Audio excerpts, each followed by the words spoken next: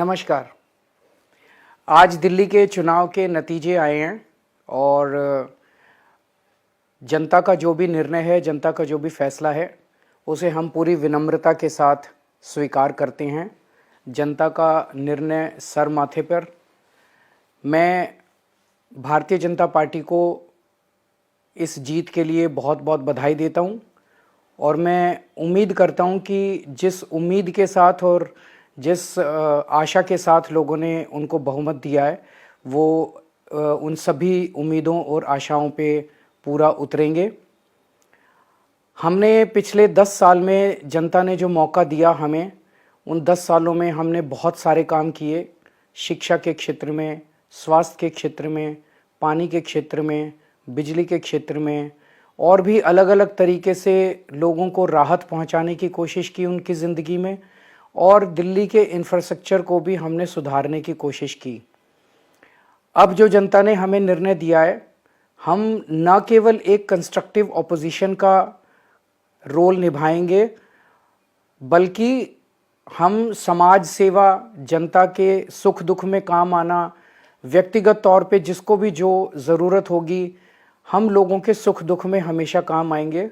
क्योंकि हम राजनीति में कोई सत्ता के लिए नहीं आए, हम राजनीति को एक ज़रिया मानते हैं जिसके ज़रिए जनता की सेवा की जा सके, जिसके ज़रिए लोगों के सुख दुख में काम आया जा सके।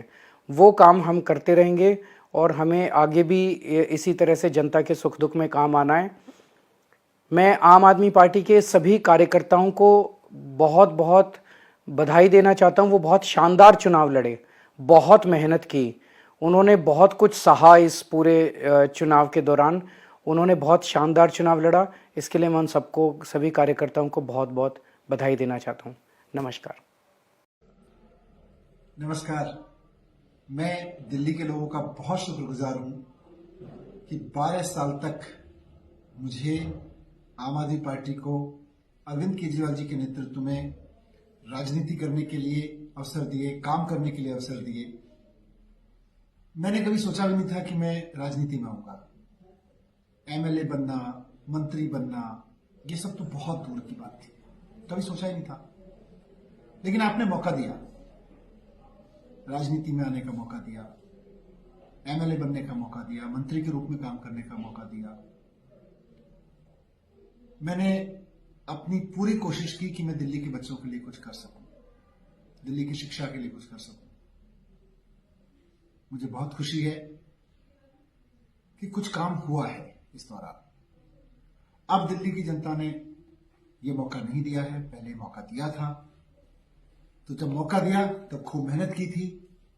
अब जब मौका नहीं दिया है तो वो आदेश भी जनता का स्वीकार्य है। हम उस आदेश को स्वीकार करते हुए आगे बढ़ेंगे।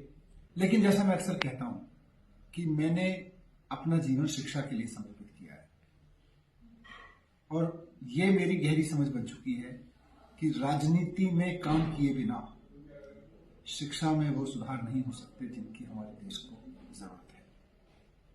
तो मैं शिक्षा पे काम करता रहूंगा, शिक्षा के लिए राजनीति पे काम करता रहूंगा, ये लड़ाई लड़ता रहूंगा। और मुझको पूरी उम्मीद है कि आज नहीं तो कल एक बार फिर जनता मौका देगी और फिर काम करेंगे। जय हिंद।